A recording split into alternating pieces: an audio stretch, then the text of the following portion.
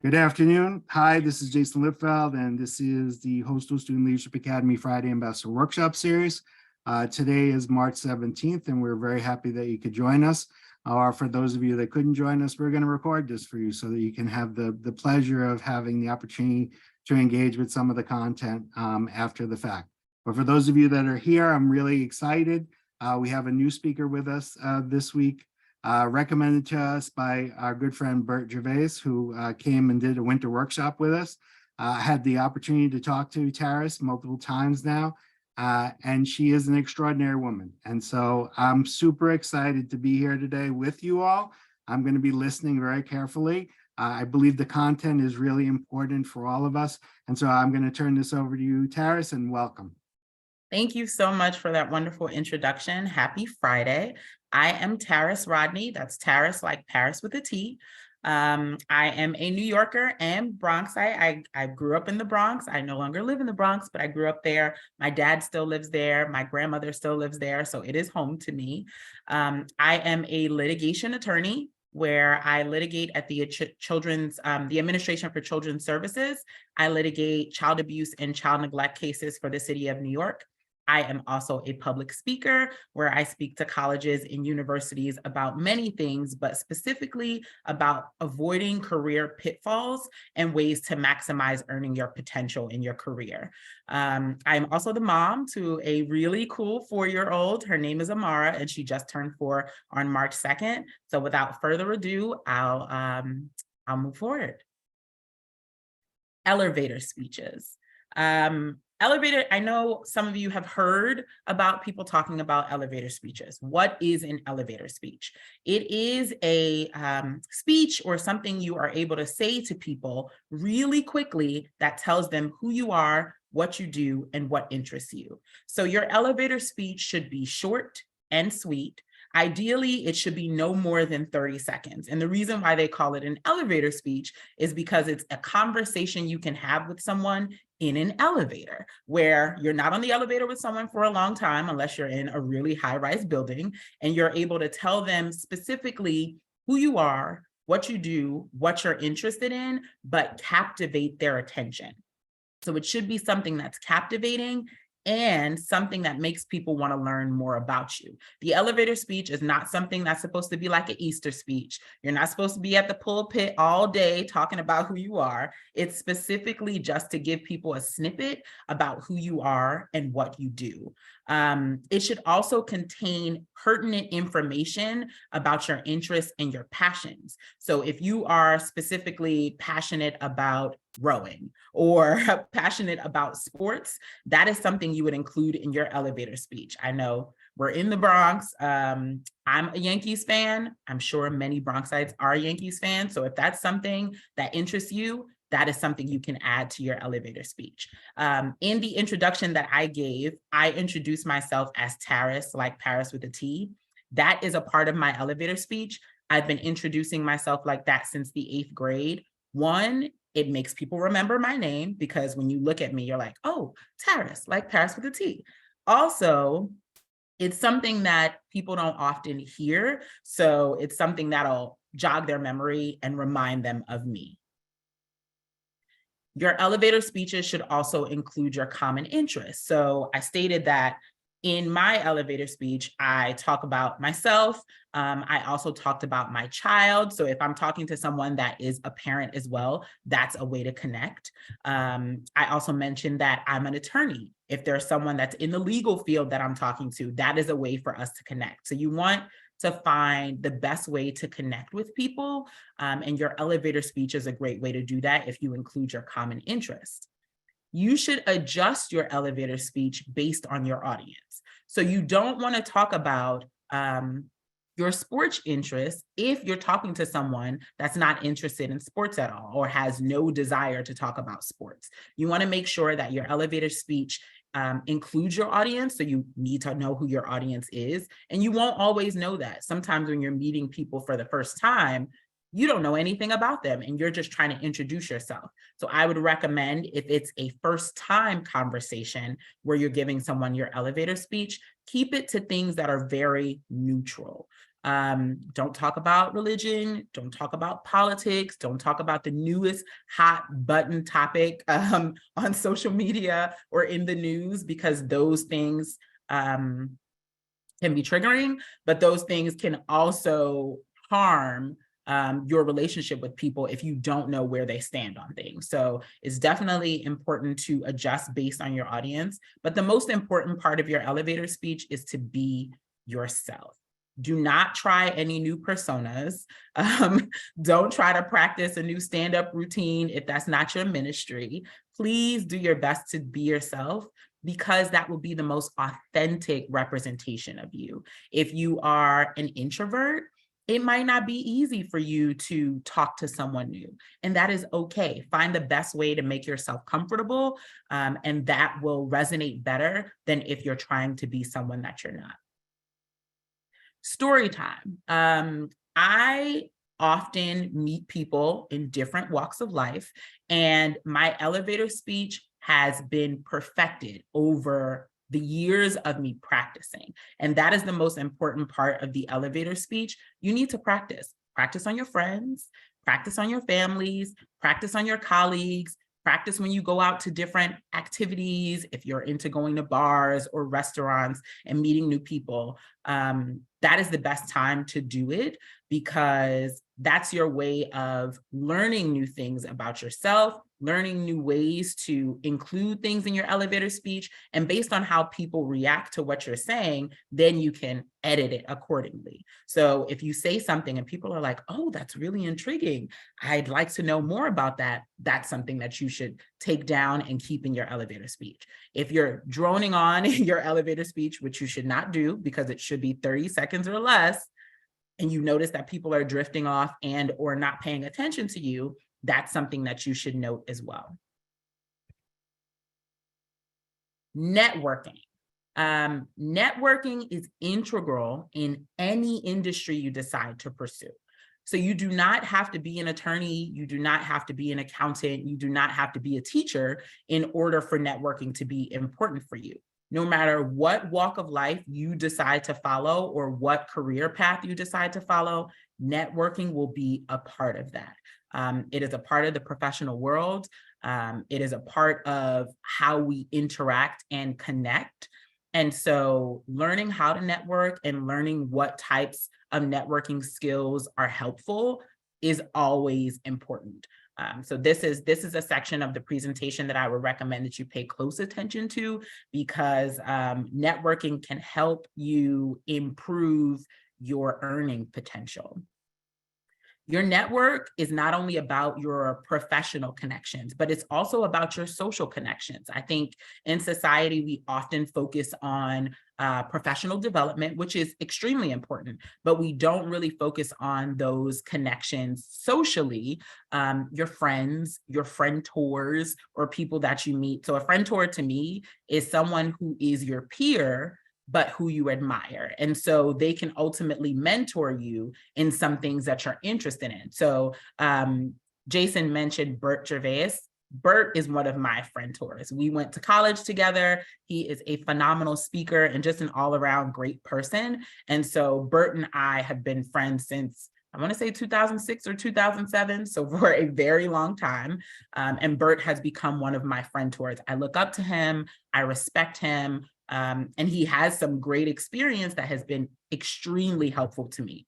One of which is being able to speak today because of a connection with Bert. So I appreciate that. And that is a networking opportunity that I took advantage of because we went to school together and we stayed in contact with each other. So Bert would be a social connection that also became professional for me. And that's why the social connections are really important.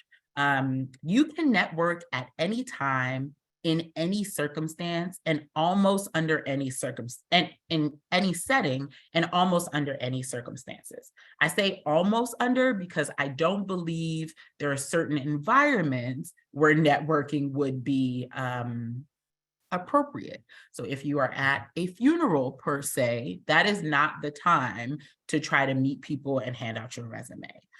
There may be an opportunity at some point after, but there are certain environments that might not be conducive to networking. So just keep that in mind when you are thinking about connecting with people or thinking about talking to new people. You can network anywhere, under any circumstances, at the laundromat, like at shows, at sporting events, at dinner. You can network on the train.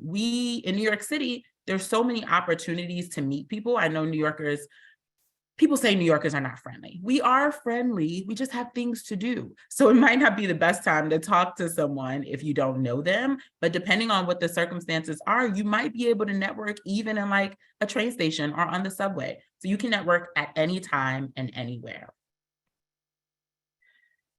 In law school, my first semester, one of my favorite professors, Professor Rogers, from my property class, told us that your network determines your net worth. And that phrase has become so true in my life that I try to share this with anyone that I talk to in any speaking engagements that I have. So if you have a pen or you're typing, write this one down. Your network determines your net worth. The people you know oftentimes determine the opportunities that you have, oftentimes determine you getting your foot in the door in a number of different spaces, and oftentimes helps you gain money and earn income. So networking is going to be extremely integral in you making more money, you becoming more successful, and ultimately doing the things that you want to do in life. Story time. I've already mentioned my connection with Bert and him being the reason why I'm here today, but every job that I've ever done, I have been connected through my network. So my first job out of law school, I received an interview only on the strength of me saying good morning to this attorney that I worked in the same office with. I had never worked with her on a project. She had never seen my work product. She had never, worked with me on any projects or anything. I just spoke to her. Every morning I would go to the printer and she sat very close to the printer. So we would talk and catch up as I was printing out the many documents that I had to print. And it was a temporary position that I was in. And after being there, I think for 2.5 months, she told me about a position that an attorney that she used to work with, who she was really good friends with, had. And she asked if I would be interested in interviewing. And I was like, of course. And then I, of course, interviewed and ended up getting that job. So if I had not been nice to her, I would not have had an opportunity to interview at that place. My current job, I am a litigator, I said, at the Administration for Children's Services. I have been a litigator at the Administration for Children's Services for 7.5 years now. I absolutely love it. I'm probably not going anywhere for a little while because we do great work and the flexibility is phenomenal. It's unmatched. I work for New York City, and New York City has some amazing benefits. But I found out about that job from one of my colleagues from law school, one of my good friends. She was working there and they were hiring, and she reached out to me. She's like, hey, Taris, I know you're looking for a job. This is where I work. This is what it's about. I think it would be a really good fit for you. You should think about applying.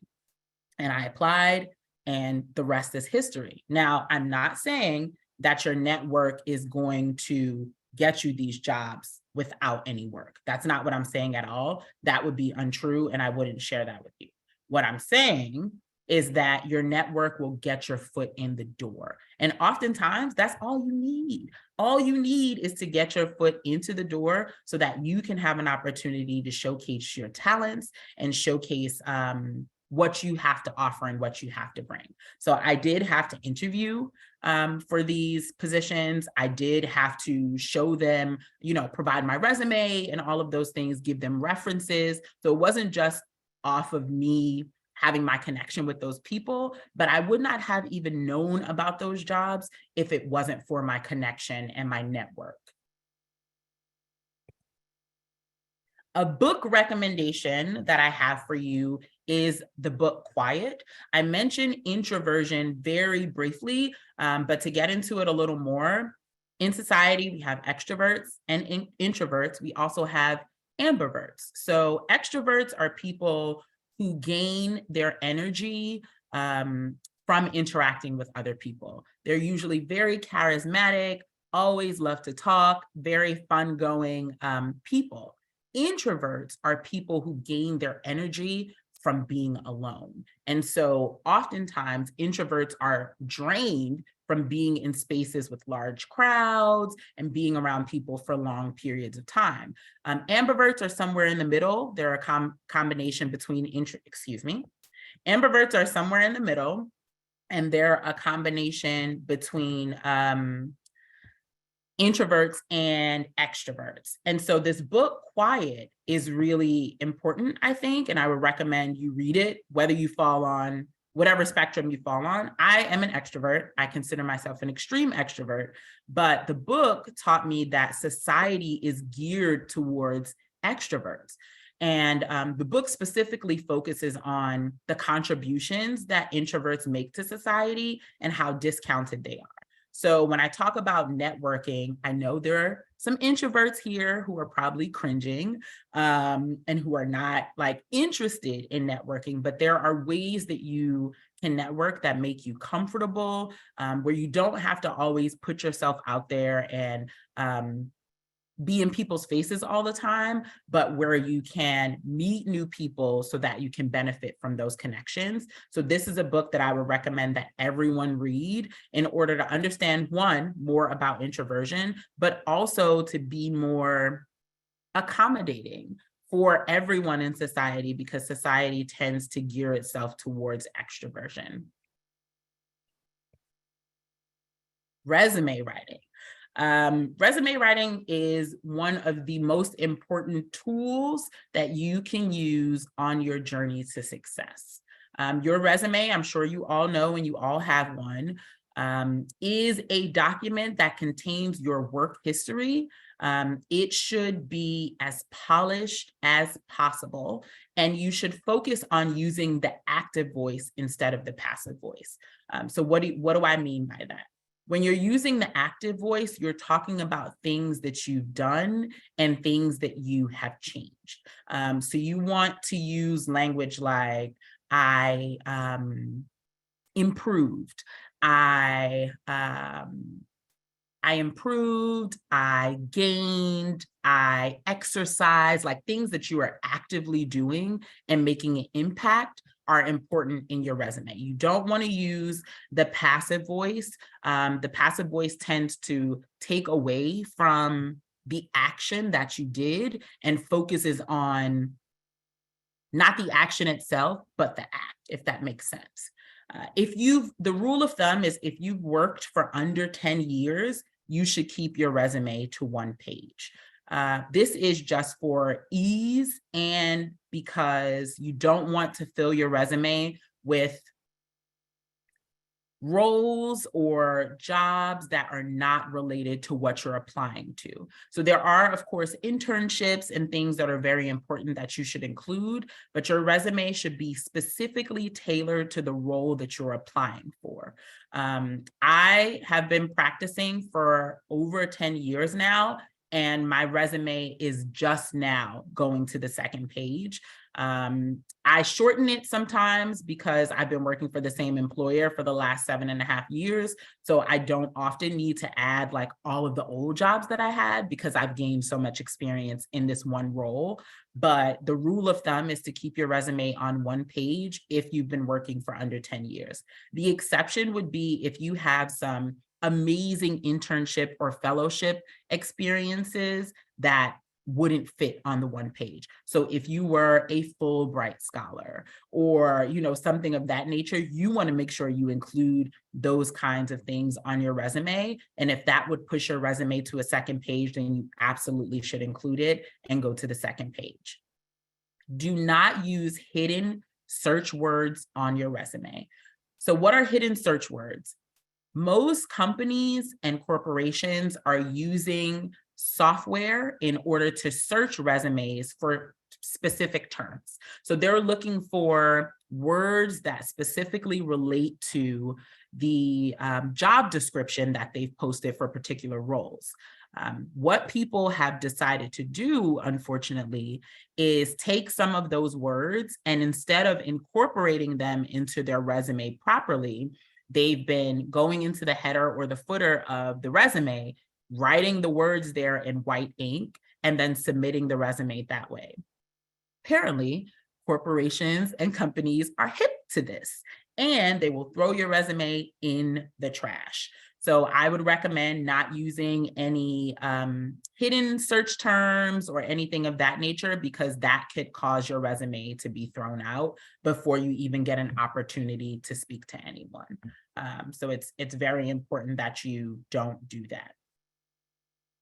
For your resume, you want to showcase how you've added value by including growth and different productivity outcomes, how you've improved things in your office or prior employment, and any success that you've had.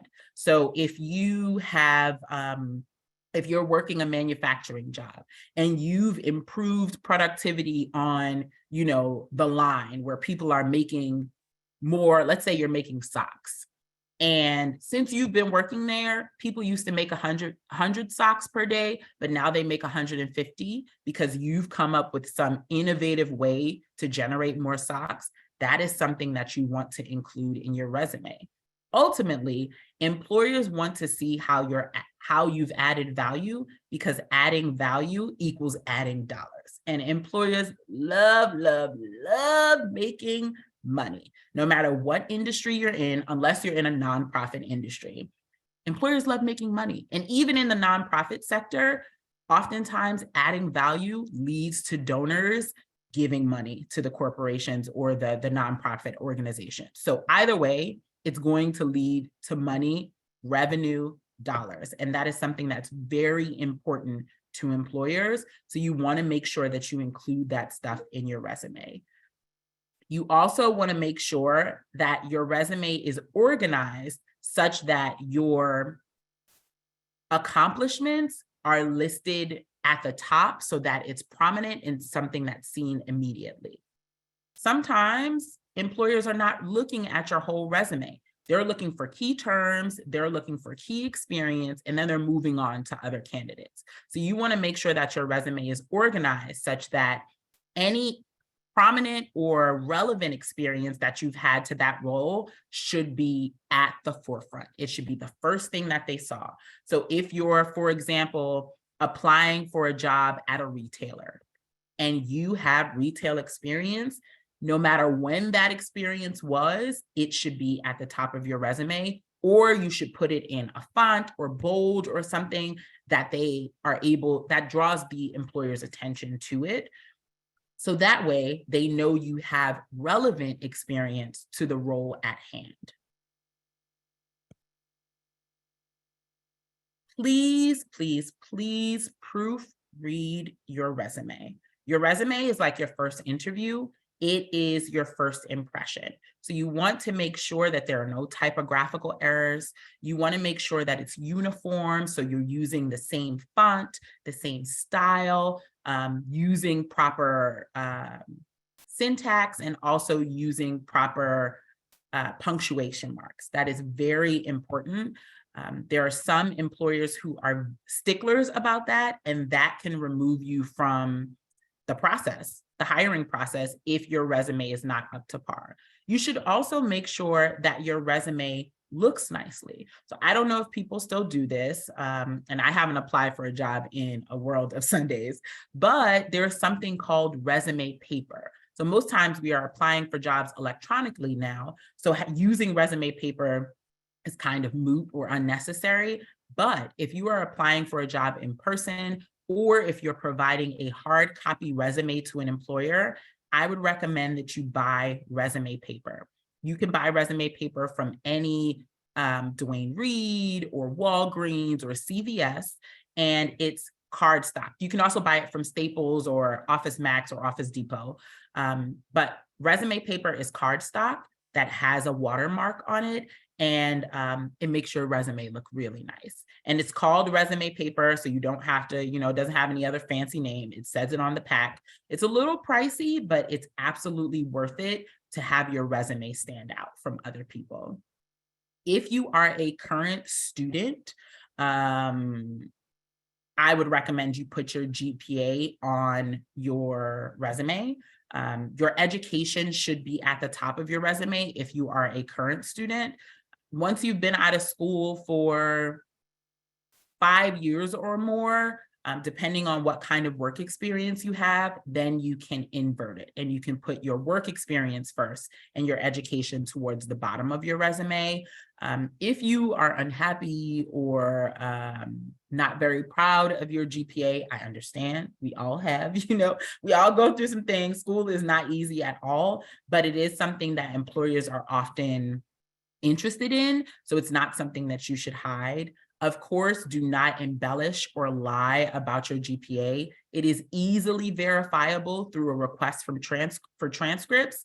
So you don't, want to get in trouble, but you also don't want to be removed from the hiring process for lying. Like it's not necessary to lie. We don't need to do that. So you want to make sure that if you are a current student or you recently graduated within the last 5 years, that you put your GPA on your resume. And if you've had any scholarships, if you've been on the honor roll or dean's list, or if you've received any awards, add that to your resume as well, because those things show that not only have you been doing what you're supposed to do and you're excelling, but that you've been recognized for your hard work. So those are things you should add to your resume as well. I've already mentioned, be honest and do not embellish. Employers verify everything. That's why they ask for references. And sometimes they go above and beyond. So even outside of the references that you provide, employers are also now doing social media checks. So if you have social media pages, be mindful of that. They can go to your social media pages and try to match things up. And LinkedIn has made it much easier for employers to find us and do some background checks on us. So you don't want to embellish, be dishonest, or lie about anything on your resume, especially about things that are easily verifiable, because employers do background checks and they do follow up. And I've already mentioned, if you are bringing a hard copy of your resume, please, please, please put it on resume paper. It's beautiful. It makes your resume look polished. And employers, I think, would be pleasantly surprised if they received a hard copy of a resume on resume paper. Story time. I mentioned not embellishing on your resume. One of my colleagues, when I was in law school, wrote on her resume that she was fluent in Spanish. She was not. The employer conducted the entire interview in Spanish. Needless to say, she did not get that job, but it was something that was easily verifiable. I don't know why she did it. I don't know why she thought it was something that they wouldn't follow up on. And I'm sure in many other circumstances, they probably would not have. It's possible that other employers may not have found out, but she messed around and she found out. She could not conduct the entire interview in Spanish.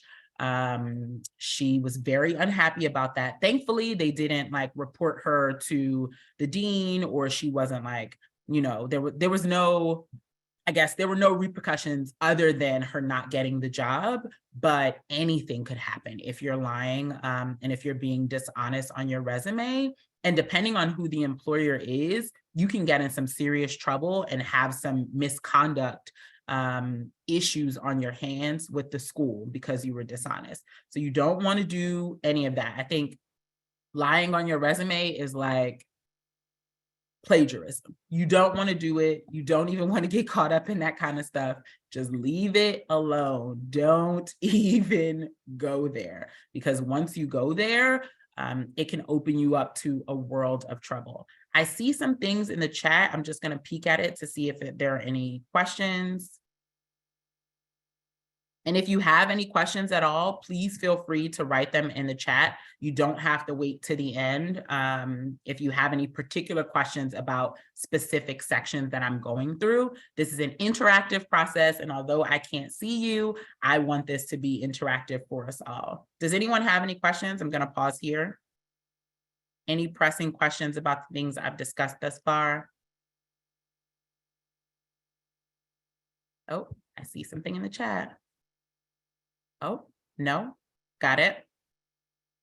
Anyone else going once, twice? All right. I'm so sorry. No, I'm Oh. so sorry. Go ahead. Okay, I'm gonna have you repeat something. I'm so sorry. No I just problem. wanted to confirm it. Just to make sure. Okay, so you're saying like if we haven't been to working in a while and we've been more in school, you said to put the work at the top and school in the bottom of the resume?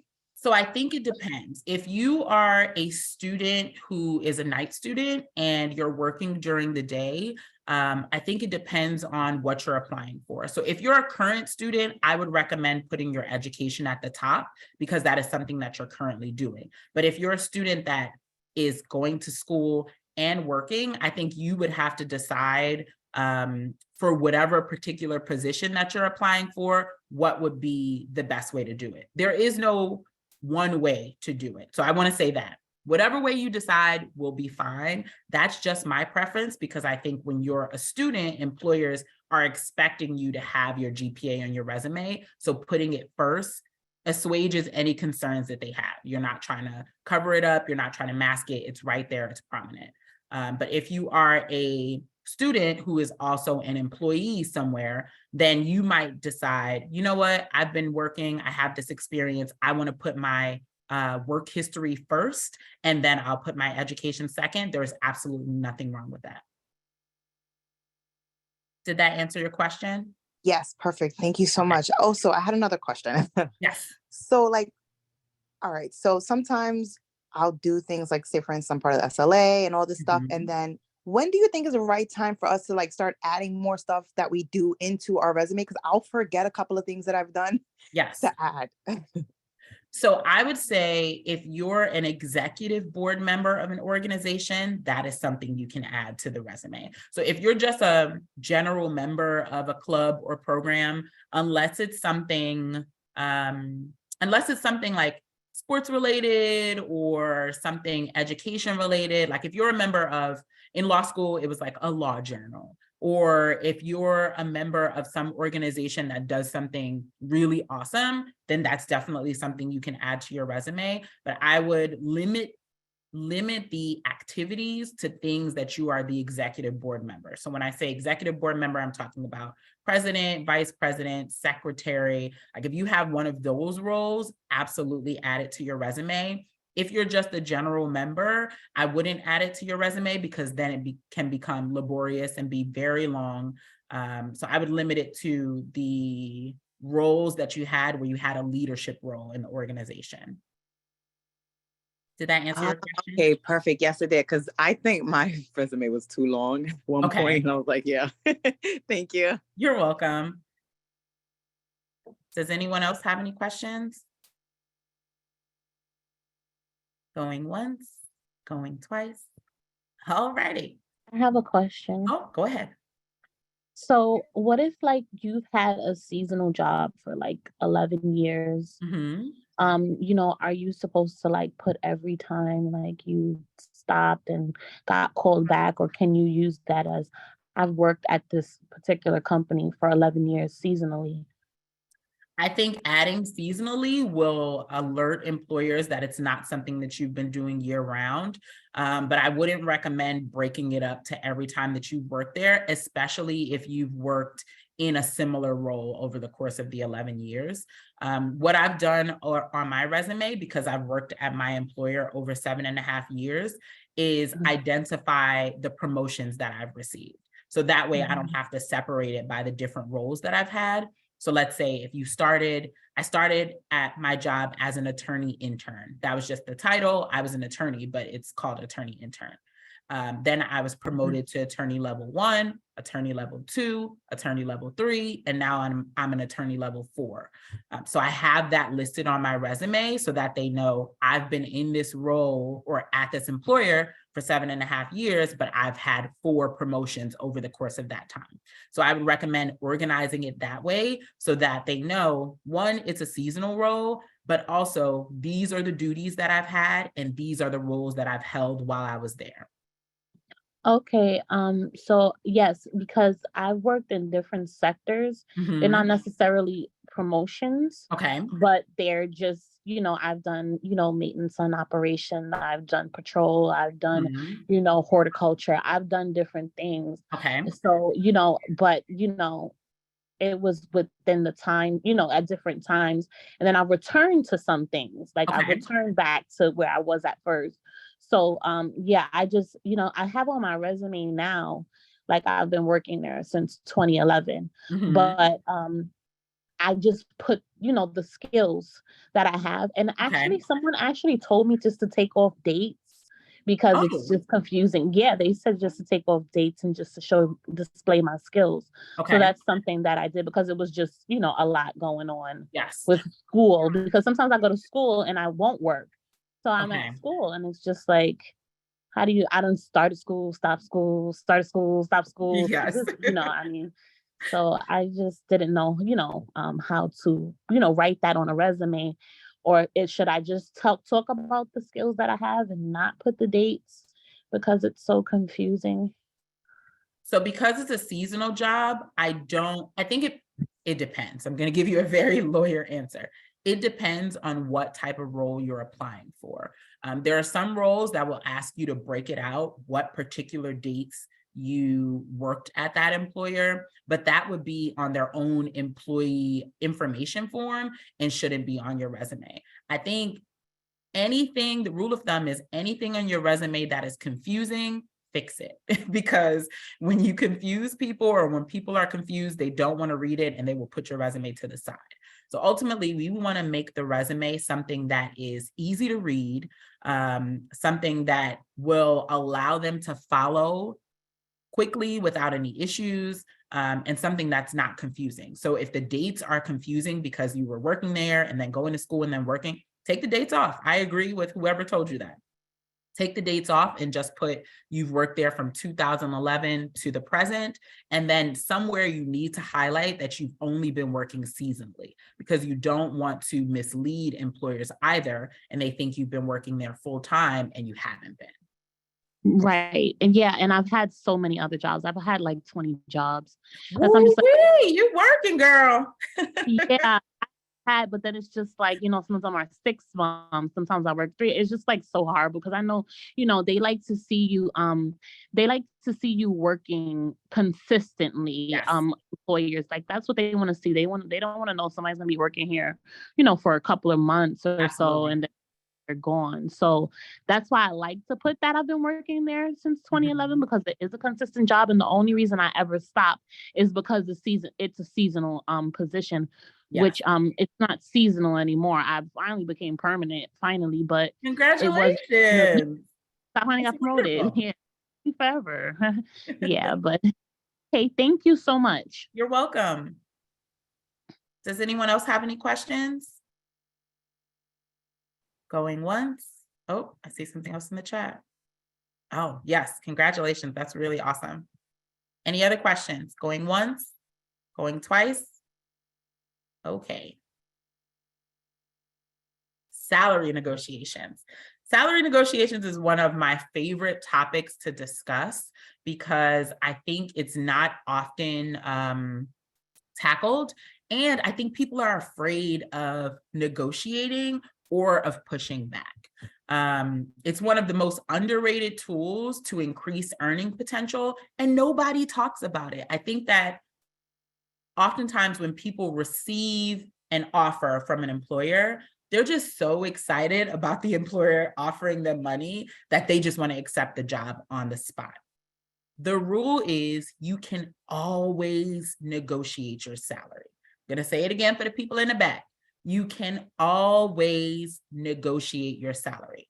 No matter what employers tell you, No matter, someone just sent something in the chat. Yes, always, always. Now, whether the employer is willing to negotiate is another issue, but you can always counter offer an offer. Employers will try to tell you, this is, this is our final offer, or this is what we're offering you. But oftentimes there are salary ranges. And the best way to figure out if what they're offering you is reasonable or respectable based on that industry is to do some research on the salary ranges for the positions that you're applying for.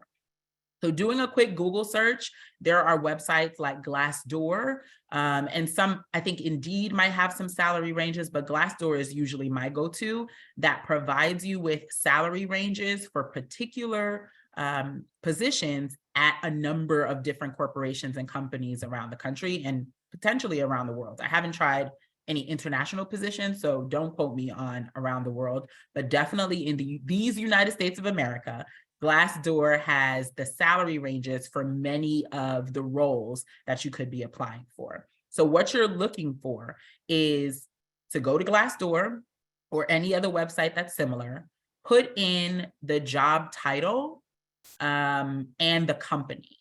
If it's a big corporation, it's absolutely going to be there. If it's a smaller company or like solo practitioners or very family-owned spot, it might not be located on Glassdoor, so you might have to do a little more digging. The good thing is for government roles, all of the salaries are public information. So there is a website, I don't know exactly what the website is, but if you Google like New York State employee salaries, it'll lead you to the website and you can look up the salaries of every New York State employee. Same thing with New York City, because they separate the city and the state government. You can look up the salaries of those people. So that way you can do your research to figure out exactly what the salary range is for the particular role that you're applying for. So the rule of thumb regarding counteroffers is that you should counteroffer between 10% and 20% more than the original offer if your initial offer is on the lower end of the salary range. So let me give you an example. If the salary range that you found is $50,000 to $60,000 for this particular role, and they offer you $40,000, then they went $10,000 under their initial salary range.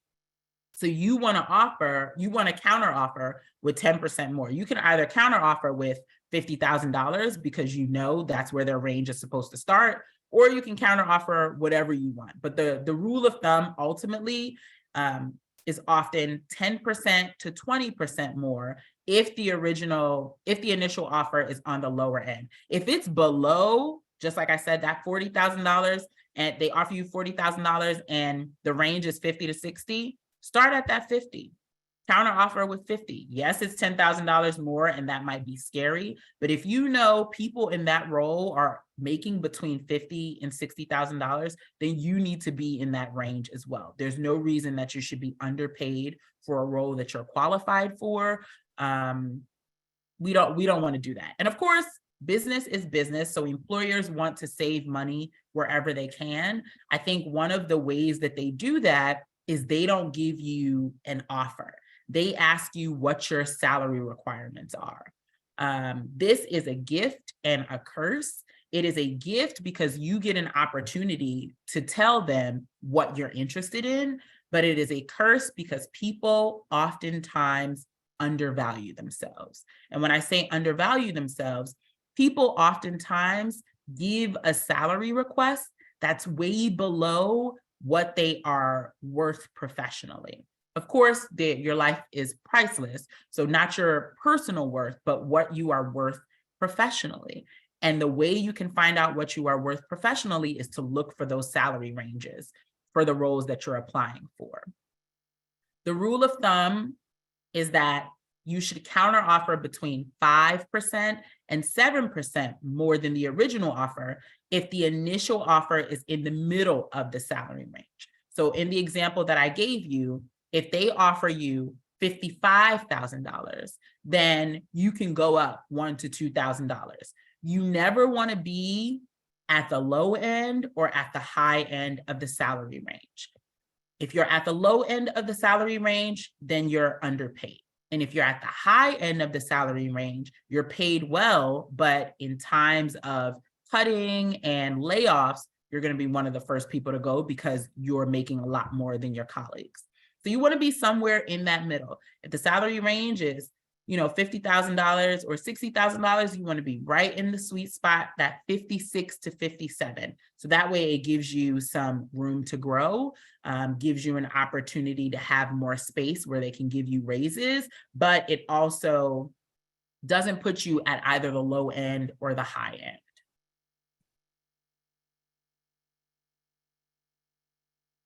Do not accept the first offer, even if it's really good. I didn't know this when I was initially applying for jobs, and it absolutely bit me in the behind because I was underpaid for a very long time. The good thing that I like about the government is that all of our salaries are public, so there's a lot of transparency there. I think oftentimes employers get over by not needing to divulge what they're paying other employees. So there's a lot of salary disparity in corporations. And of course, we all know about the gender pay gap, and that is real. Women on average are paid less than men for the same jobs with the same experience and the same roles. So you don't want to accept the first offer, even if you counter offer with a few $1,000s more. One, all they can do is tell you no. Oftentimes, employers are not going to rescind your offer for you counter offering. The only time they do is if you counter offer something wild. Like if they are offering you $50,000 and you counter offer $80,000, you're a world apart. Like you, excuse yourself, where's that $30,000 coming from? Like you're a complete world apart, and either you're applying for the wrong role and you need to look for another role, or you just, being too sexy with yourself and you need to stop it. So you don't want to accept the first offer, but you also don't want to be disrespectful. That's why I gave you those percentages, 10% to 20% if you're on the low end of that salary range with your counter offer, and 5% to 7% if you're in that mid range. You should also be considering the entire compensation package in your negotiation. So what I mean by the entire compensation package is if your employer has a pension or retirement plan, if they're matching, that is a part of your entire compensation package. If your employer provides you with health insurance and your health insurance is subsidized or free, that is a part of your entire compensation package. If you receive paid overtime or overtime compensatory time hours, that's a part of your compensation package. So you want to make sure if you're receiving equity, so if they're giving you stocks or bonds or something, or a stake in the company, that's something you should also consider in your entire compensation package, because sometimes they'll offer you on the lower side of the lower end of the salary range, but then they'll offer you a chunk of payment in equity. That's a big deal, because as the company does better, you get more in the equity. It's like an investment, a stake in the company, and then you can sell those shares whenever you decide to leave, if they're already vested. So that's very helpful, and you need to consider all those things when you are considering counter offering and negotiating your salaries. It is okay to discuss compensation with your colleagues. This helps employees make income a little more fair, and it completely helps to eliminate, not completely helps, okay, it helps to eliminate salary disparity. It's not going to completely eliminate it, because there are some companies where the culture is that people just don't talk about their salaries. And I think it's often taboo. When people talk about their salaries, they're usually bragging. So it's not, I don't think it's in the culture in this country, particularly, to discuss your salary, even with your friends. Like my mom, I don't know what my mom makes, and that's my mama. Yes. You're muted. I was gonna say, I don't know, because it does, I guess, makes it fair. But, at one time, me and another person, we were making like, I think like $1 more. And I didn't know. I didn't know. But, I had talked about my check and like everybody heard. And then they just like garnished my check, like took the money out my check and was just like, because other people heard and they started to complain. And I guess so I got a pay decrease from the sharing. Yeah. So I that's probably why people, wouldn't want to share, how much they're getting paid, because if a person's going to start to complain, like, how come they're getting that much money, or, what made them get that money.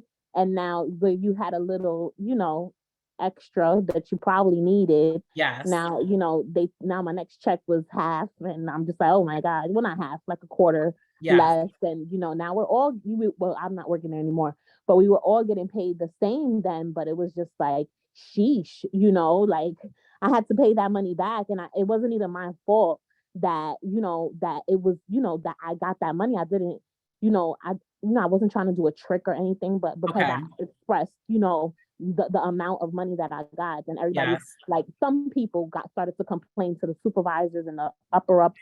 And next thing you know, they're just like, oh yeah, 2 people were getting overpaid. Sorry, we're gonna take that back. And we have to pay that back. Yeah, they pulled us to the side and said, yeah, you have to give that money back. Oh my goodness. So I think that's an exception, because that was an overpayment. I'm talking about when you're getting the salary you're supposed to get, and then they've given someone else on the same level a completely different salary, and that's how they intended it. It sounds like for your situation, it was an accident on their part. So that's different. I'm talking about an intentional payment of people at different rates for the same roles. And that's the salary disparity that we want to combat, especially when it's based on arbitrary and discriminatory things. So paying men more than women, paying people of different races, or different religions more or less than other people. So those are the things we want to combat. I think, Sashi, I see your hand. Yes, sorry, the unmuting takes a little bit. So I have a question, like, so I've always had an issue where I'm like, I'm like, oh, a nice person and stuff. So I like, what kind of confidence should I try to like work on so that I'm not scared to ask for what I feel that I should be paid, or ask for the little bit more you were saying, like the percentage and stuff? Yes. So it does require practice, because I think it's not intuitive for us to, and it feels kind of rude. Like somebody offers you something, you're like, no, I don't want that. I want more. Yeah, like I need the job. So exactly. Like, no, I want your job, but I want you to pay me more. And how you have to position it in your mind is you want what you deserve and what you're worth. So you're not asking them to do anything wrong. You're asking them to meet you where you are. And where you are is above what they're offering you. And that's not negative at all. So I think it takes a little more confidence in order to sit there, one, recognize your professional worth. And you can do that by looking up those salary ranges. And I think it'll make it easier if they're lowballing you. Lowballing is the right like, so do some research on the place first.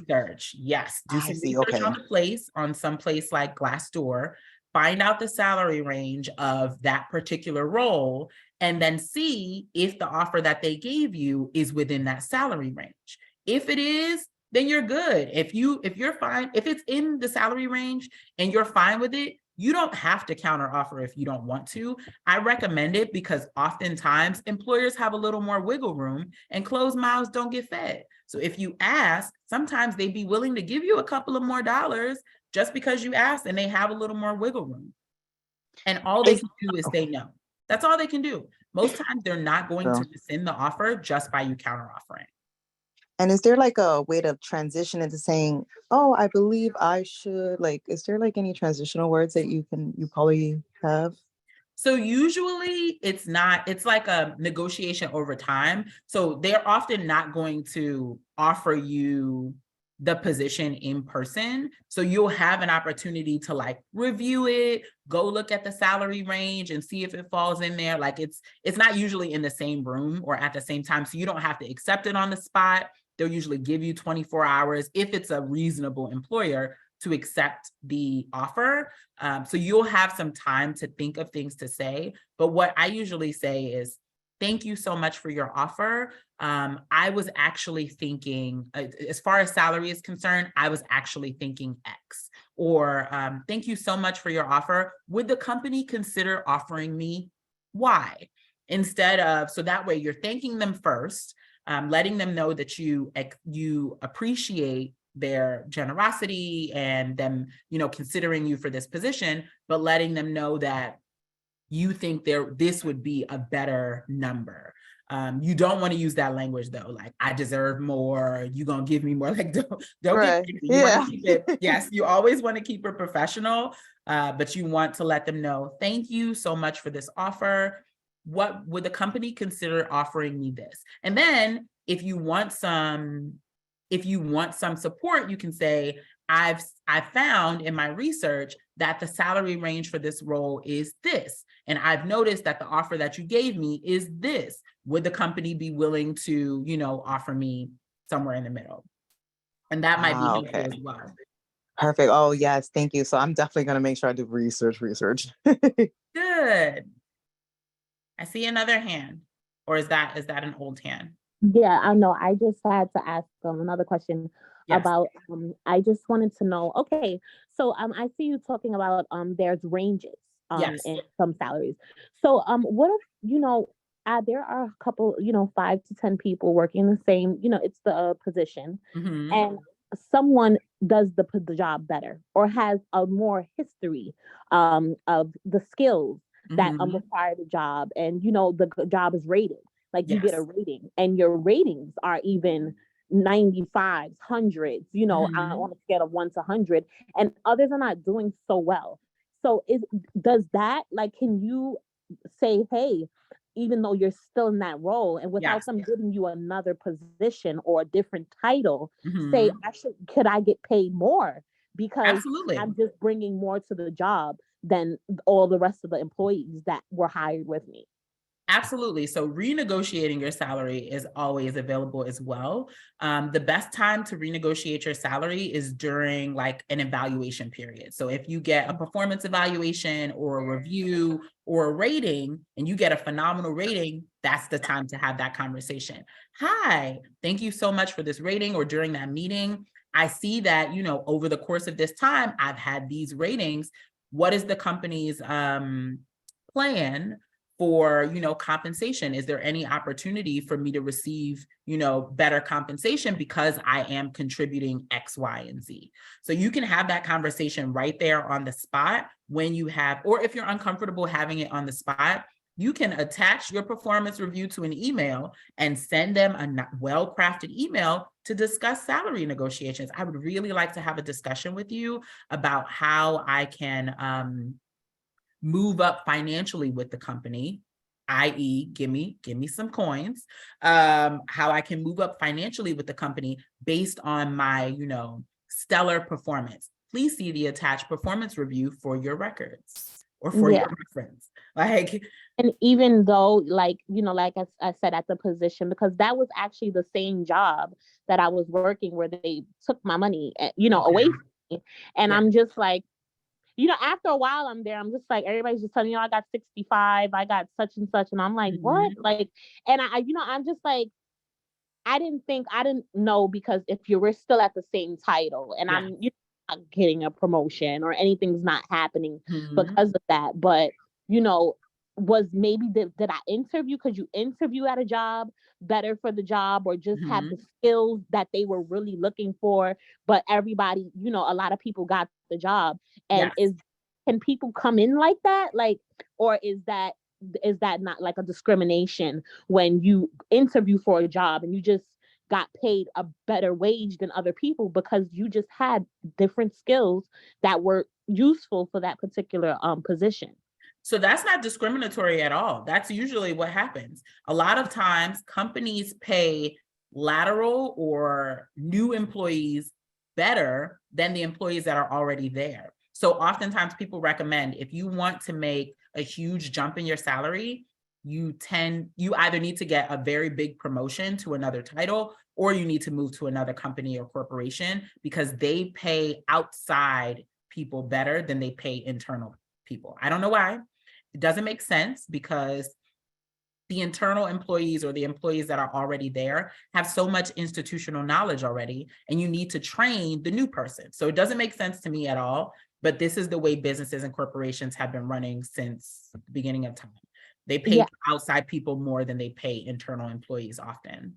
I hear a lot about the word seniority, and they usually get paid more because of their seniority, and they're more locked into their positions. That's what I hear a lot when I go into jobs. It's always, I have seniority, I'm gonna get the next position because I have seniority. They just walked in here, and sometimes it's just like people have been around for so long, they don't even take their job seriously or appreciate their job as much as a person who's just coming in and wants to get to the job. I've seen people, they're just like, well, they don't do the job right, don't even take advice from them, please. Like, this was training. Don't do anything that they're doing. They've been here for a long time, and they're kind of settled in where they are. They're not trying to get promoted, they're not trying to move up, they're kind of complete where they are. So please don't take any advice from them, or don't do what they do. You're not going to get away with it. You're going to get fired. Okay. So, it was just, Uh-oh. they were like, don't listen to them. Okay. All right. And I just wanted to, put that input there about my own personal experience with the wage thing, and because I hear what you're saying, and I would never tell somebody. I always want to take the lowest, because you said you undervalue yourself, and I'm like, please just let me work here, because I that I really love to do, and I just so excited just to do it. I'm just like, please just give me the opportunity. I'll take I'm trying to negotiate. I could go lower, I could go lower if you just put me in this position, so I could get a show. Show my, my skills, and show what I could do.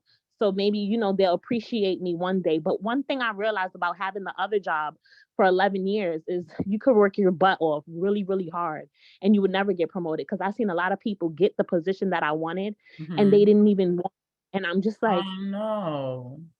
How people hire things in this world. I was so confused.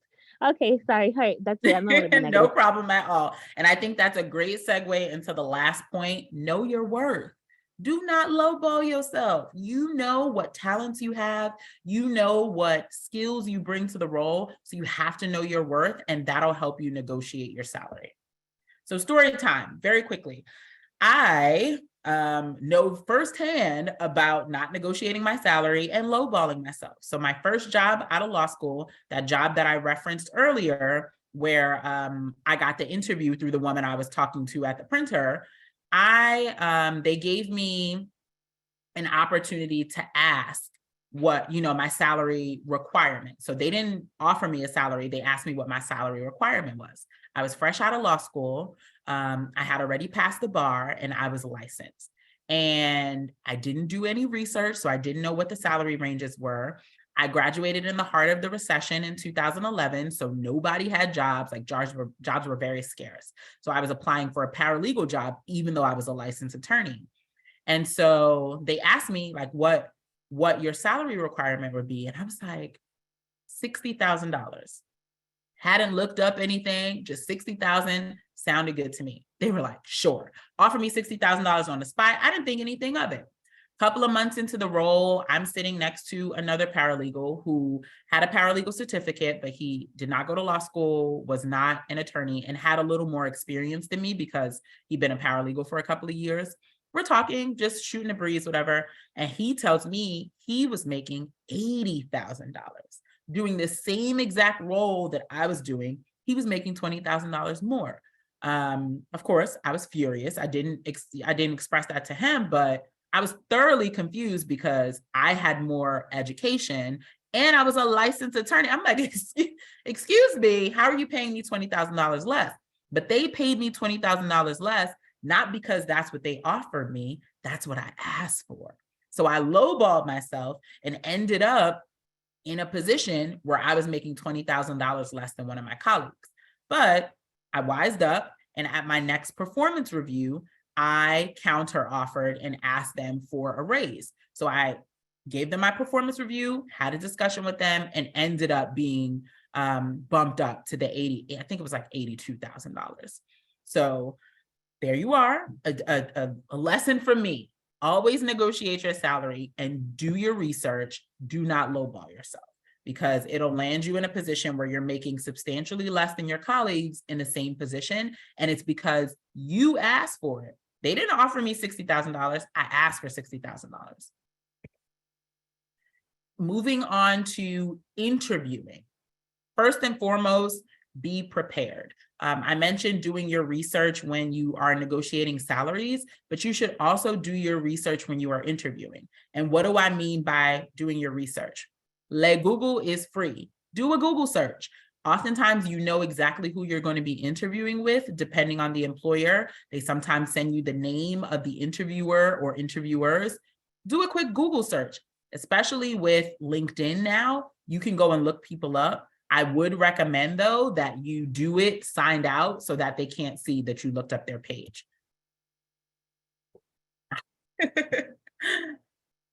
You should also look up the employer and the role that you're interviewing for. That is very important because it might be a role that you're not even interested in. So you want to make sure you look up the role and the job description to make sure it's something you're truly interested in. For example, people constantly apply to my job, and because it's called the Administration for Children's Services, people think we are attorneys for the children, and we are not. Every time I interview a new candidate, I'm like, well, what do you know about our office? Why are you interested in working here? And they're always like, I just love kids.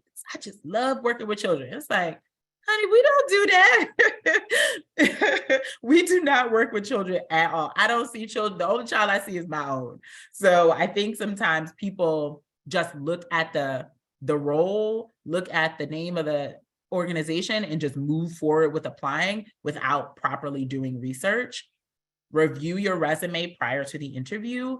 Oftentimes, employers are going to ask you about specific prior experience that you've had at other jobs and employers. So you want to make sure you refresh your recollection about what's on your resume. Sometimes we write our resumes months, years in advance, and don't recall all the experience that we have. So just do a quick once over of your resume so that you are refreshed on what information is there and also what experience you've had in the past. Also, prepare questions to ask at the interview. So asking questions at the interview does two things. One, it lets the employer know that you're engaged and that you're interested in the role. But two, it gives you an opportunity to interview them. So yes, they are interviewing you for the role, but you ultimately have to work there. And if you're looking for a full-time job, we spend the majority of our days at that employer. You want to make sure it's a good fit for you. So you need to ask them questions to see how they are going to align with your values and what you're interested in.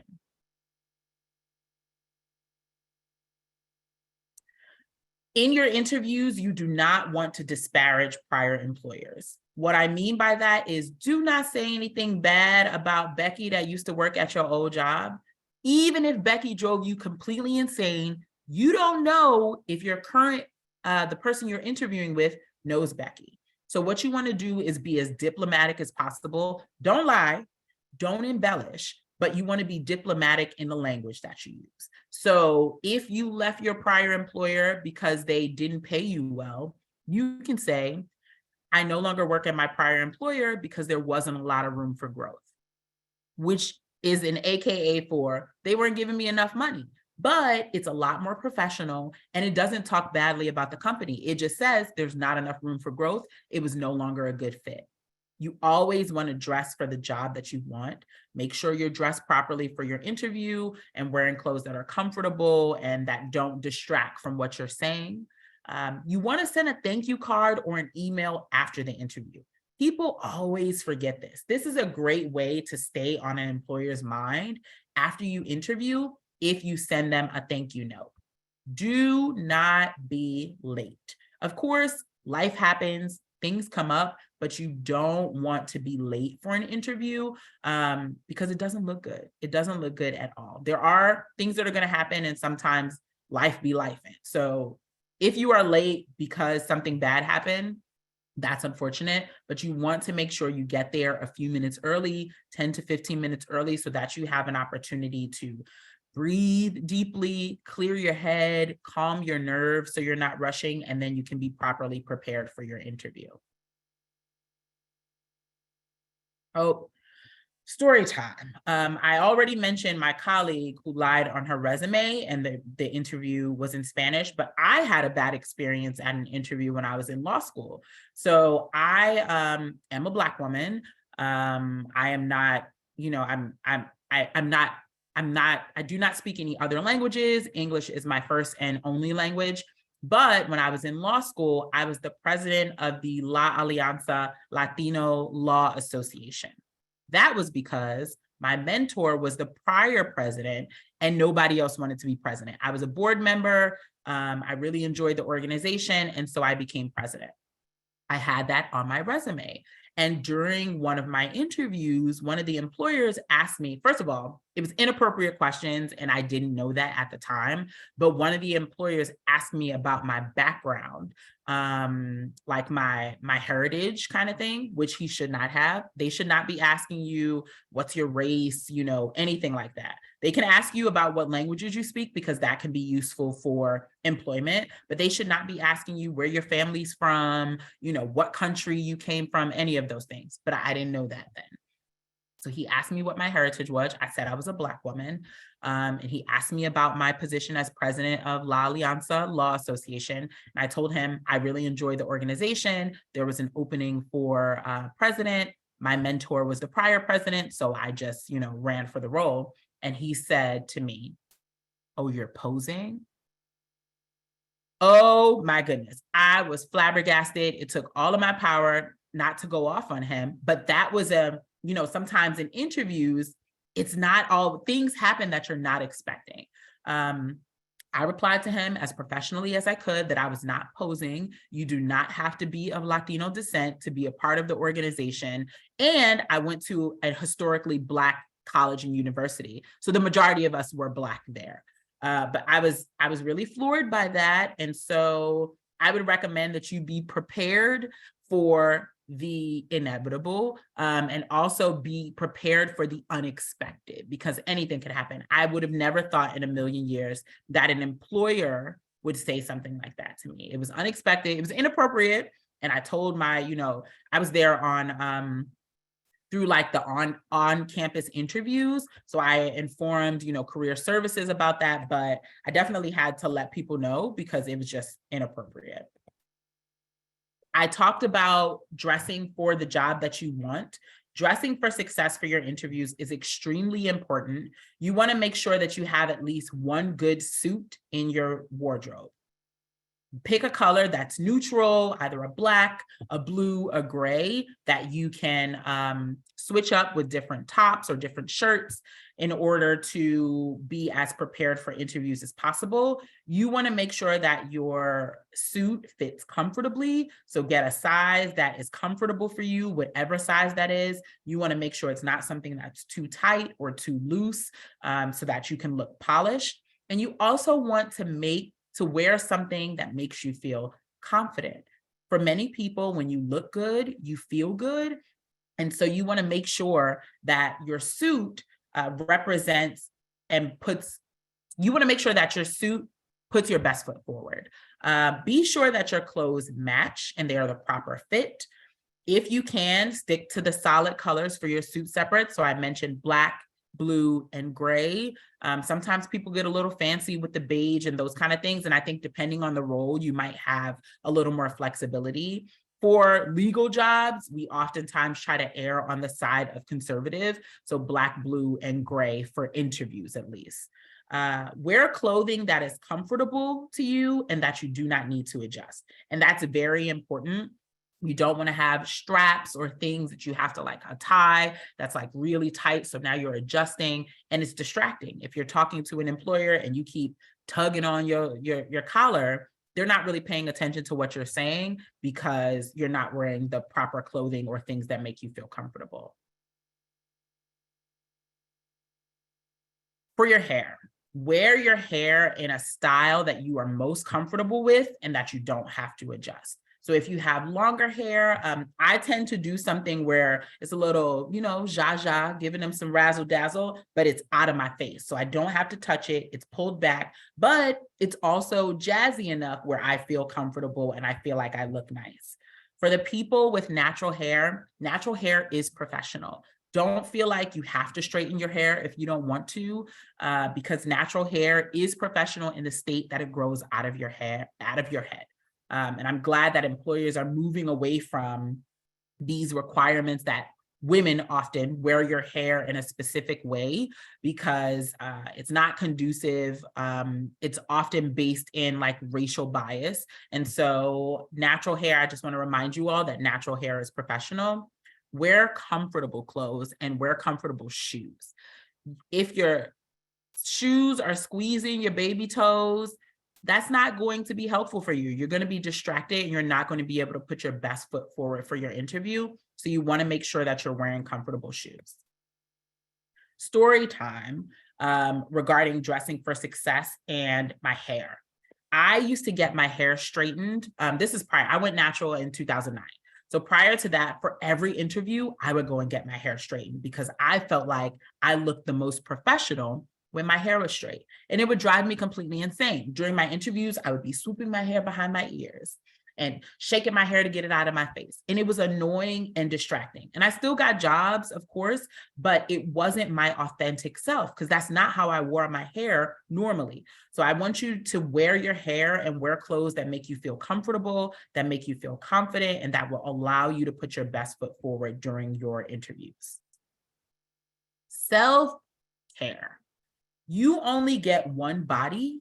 You need to take care of it. That's self-explanatory. You have one physical body that you keep for the duration of your life. Yes, there are surgeries that you can get to enhance your body. Yes, there are knee replacements and hip replacements and those kind of things, but ultimately you have one body and we need to take care of it. Basic needs, the bare minimum, we need food, we need sleep, and we need water. And I need to remind people that you do not need to earn rest. Rest is your birthright. It is a requirement.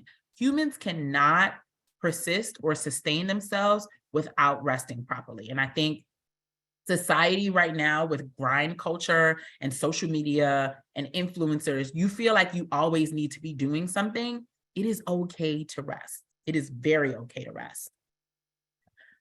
Food.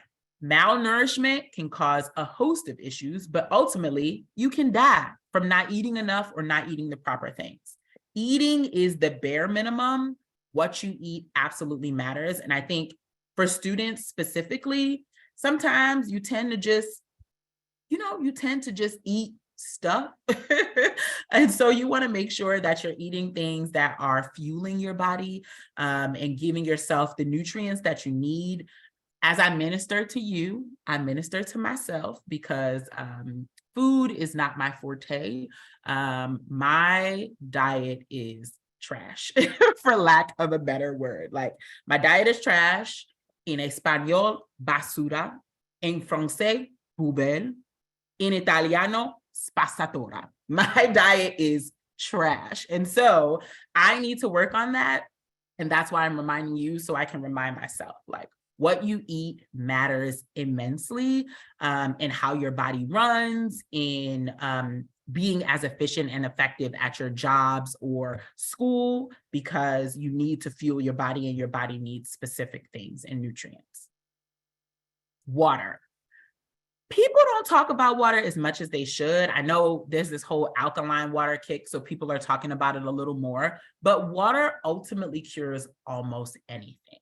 Like, water is the natural cure for everything. Properly hydrating improves brain function, it improves digestive function, it clears up skin issues, it helps with weight loss. Like, drinking water is the plug. So it's very important to make sure that you're hydrating. And when you hydrate properly, you'll notice instant changes in your body. Sleep. Sleep deprivation is very dangerous, not just in the everyday like workings of things, but if you're driving regularly and you're sleep deprived, you can get into accidents. Like you can run into people walking if you're not sleeping properly.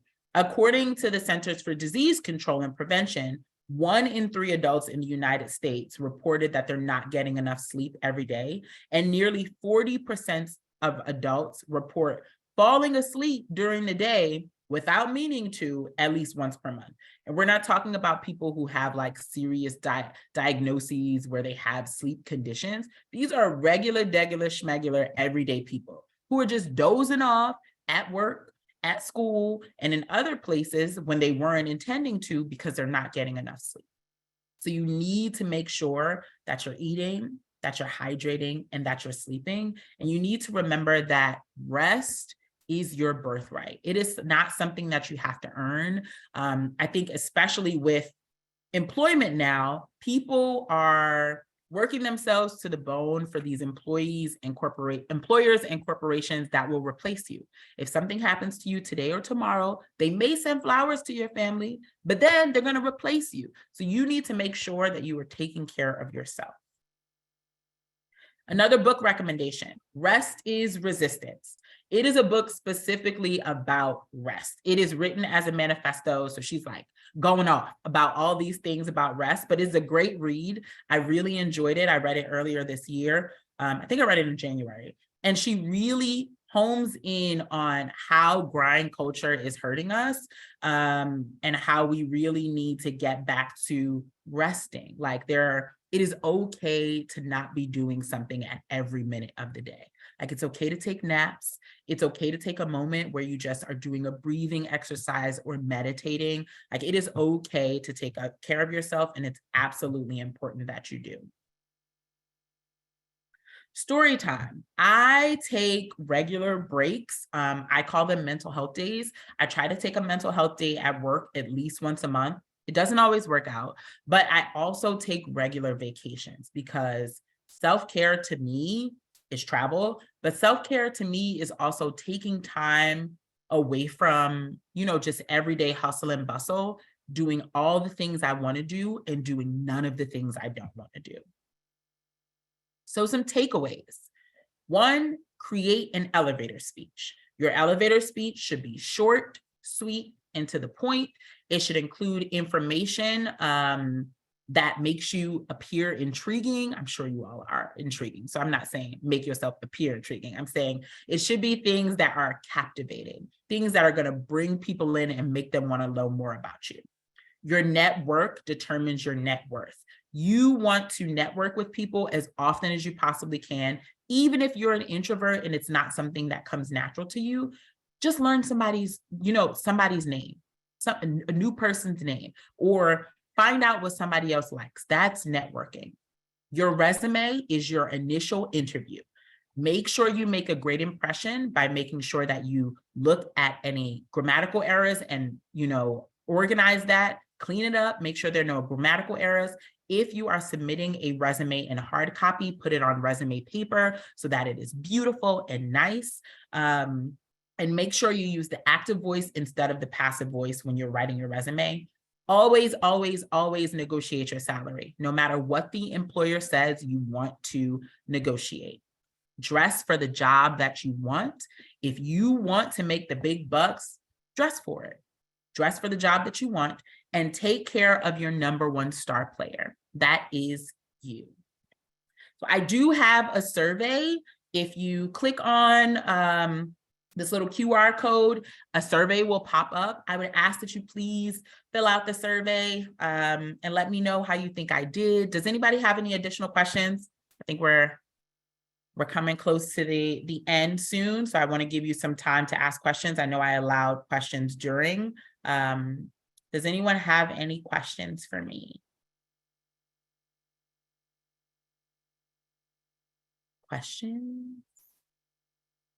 Oh, I see something in the chat. I don't know if I have a link. I do have the QR code. Hold on, let me see. Let me see if I can do it. Hold on a second. Oh, wait, what just happened?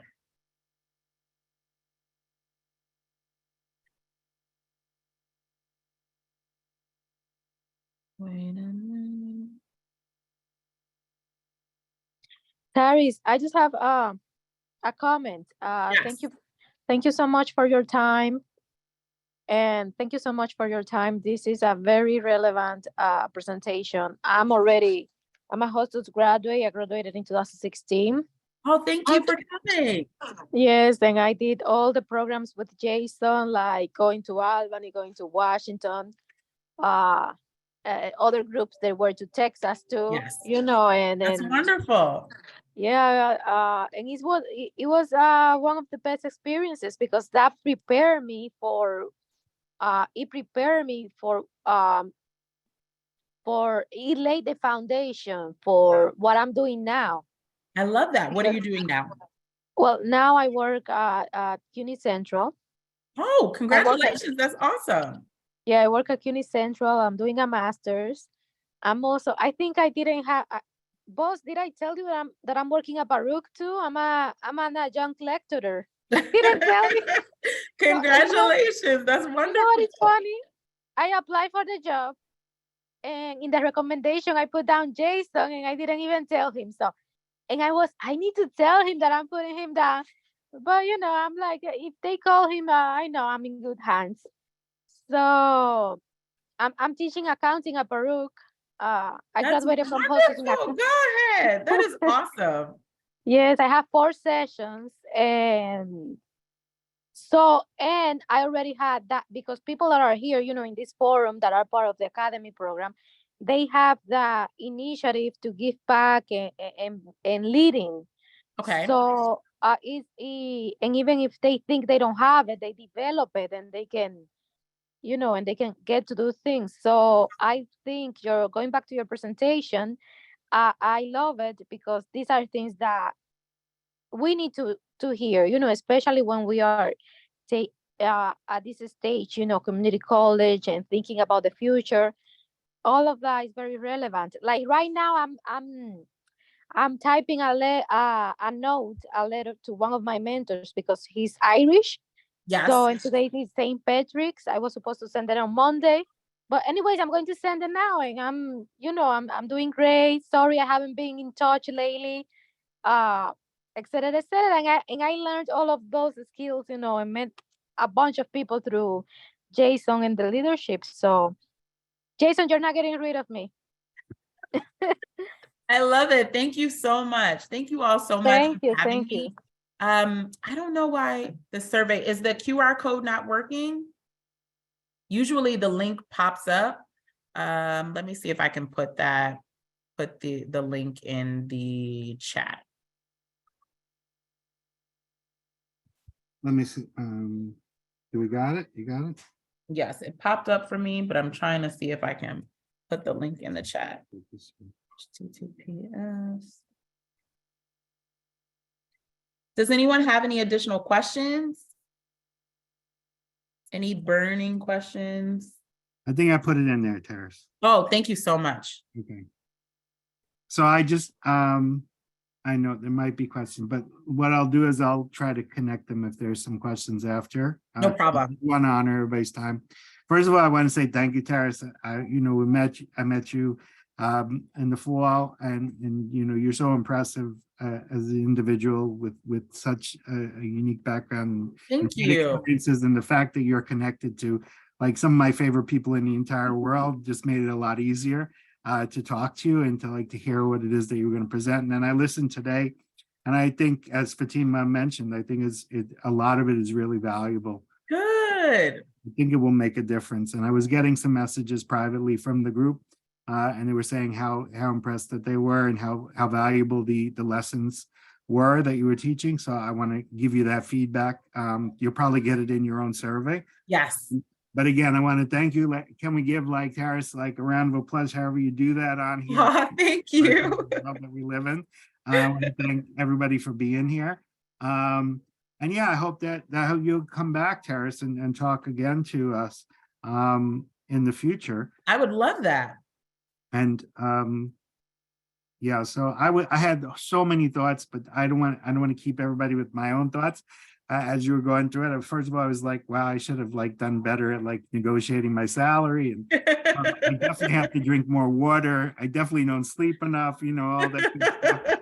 So it was good for me too. It actually educated me quite a bit. Good. Good I am reminders glad. for me. So thank you so much. Thank you so much for having me. Have a phenomenal weekend, everyone. Thank you very much. Thank you, everybody. I hope to see you soon. I'll see you next week. And Taris, thank you so much. We'll talk soon. Yes, thank you. And Fatima, thanks for the shout out. And yeah, you're a professor now. You're a big shot, huh? Okay.